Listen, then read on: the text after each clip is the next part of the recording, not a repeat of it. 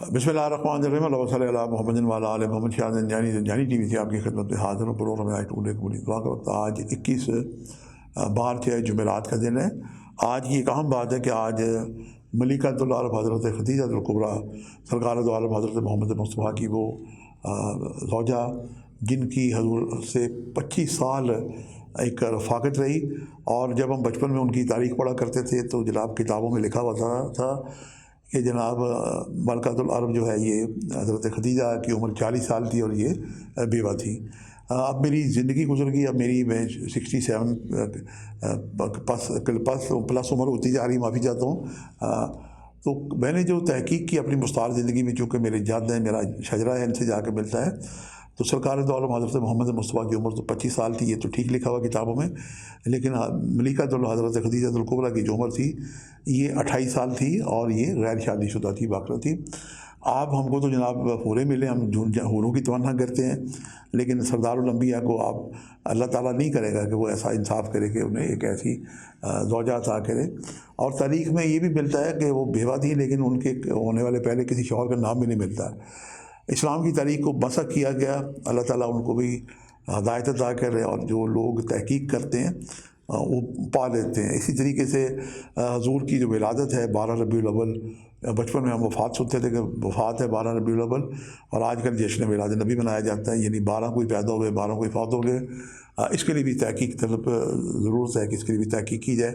بہرحال ہم اپنے پروگرام کی طرف آتے ہیں، لیکن ایک جاتے جاتے میں بات کروں گا کہ اسلام کا احسان ہے کہ عرب کی ارب پتی خاتون جن کے 70 80 یا 90 ہزار 80 ہزار ان کی عمر سے یہ مشترکہ ملتا ہے، سب متفق ہے، یہ مال تجارت لے کے پوری دنیا میں جایا کرتے تھے، اور جناب خدیجہ الکبریٰ کے پاس اتنا سونا چاندی تھا کہ اگر وہ اکٹھا کیا جاتا تو احد پہاڑ جتنا تھا، اور یہ سونا چاندی دولت ساری خرچ کر دی، سرکار کے قدموں میں نچھاور کر دی۔ یہ جناب جو غلام عذابت ہوتے تھے، کھانے کھلائے جاتے تھے، جو اسلام کی ریاست مدینہ کی ریاست قائم ہوئی تو اس کی بنیاد وزیر خزانہ حضرت خدیجہ الکبریٰ کی دولت ہے۔ اور جب ان کی اپنی اکلوتی بیٹی جناب فاطمہ کا، بی بی فاطمہ زہرا سلام اللہ علیہا بنت رسول خدا کی شادی کا وقت آتا ہے، مولا علی سے تو جہیز دیکھیں، آج بھی مختصر تھا جہیز، آپ کو ملے گا، میوزیم میں رکھا ہوا ہے، کربلا کے میوزیم میں، مولا حسین کے حرم میں۔ آج خدیجہ الکبریٰ کے وسیلے سے دعا کریں، آپ کو نظر نیاز دیں، ان کے وسیلے سے دعا کریں، آپ کی دعائیں یقیناً مستجاب ہوں گی۔ اب دیکھتے ہیں کہ آج میں نے آپ کے لیے کون سے دعا کے وقت نکالنے کی سعادت حاصل کی ہے۔ جو پہلا وقت ہے یہ میرے نزدیک 4:52 سے لے کے 5:12، اور دوسرا وقت 11:19 سے لے کے 11:48، اور تیسرا وقت رات 8:18 سے لے کے 8:48۔